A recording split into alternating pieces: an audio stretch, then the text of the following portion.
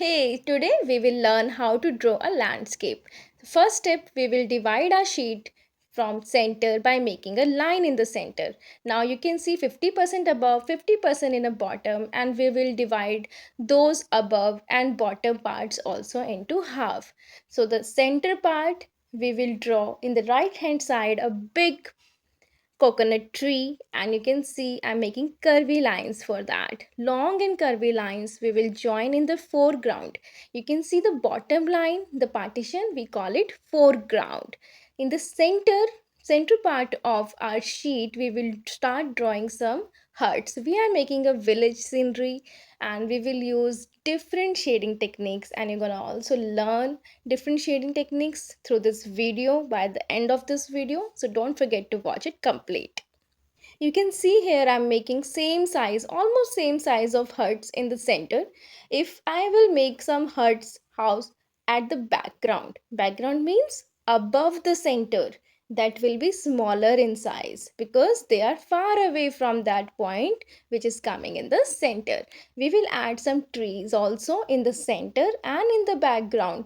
The center trees will be bigger in size as comparison to the background one, and you can see the foreground tree, the big coconut tree. Although the coconut tree is itself a bigger tree, but you will see if we make some coconut tree in the middle ground or in the background, we have to make them a little smaller than the foreground one. At the same time we are making the coconut tree, let's learn about a little term, perspective. What is perspective? Perspective, you can imagine a bottle in your hand, or a pencil, or a tree. Not in your hand, of course, in a ground. So if you have a same kind of pen, bottle, or a tree, you can see a tree in the ground, and you can see the same tree standing at front of you, or you standing beneath it. It will look so bigger, and the same size of tree is far away from your eyes, that will look smaller to you and dull. As you can see in the scenery, I'm making some house and trees at above the center line. You can see the background, they will be smaller than the middle and smallest than the foreground.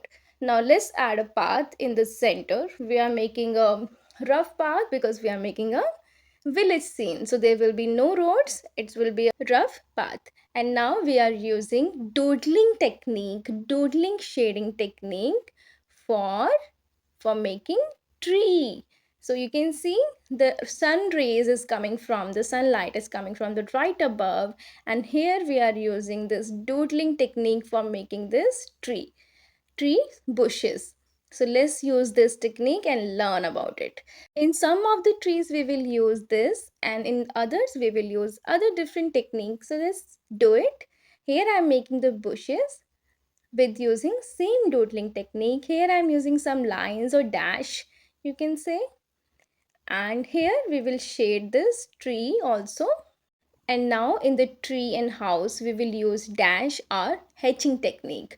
Dash means making lines in different gaps. You giving a lot of gaps and then making lines. And these are the dashes. I'm making lines, small dashes, a little apart from each other.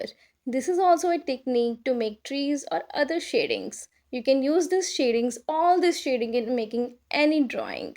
So let's just use this dash and doodle. After doodling we will make here another coconut tree which is far away from our eyes, and it will be smaller. Let's draw it.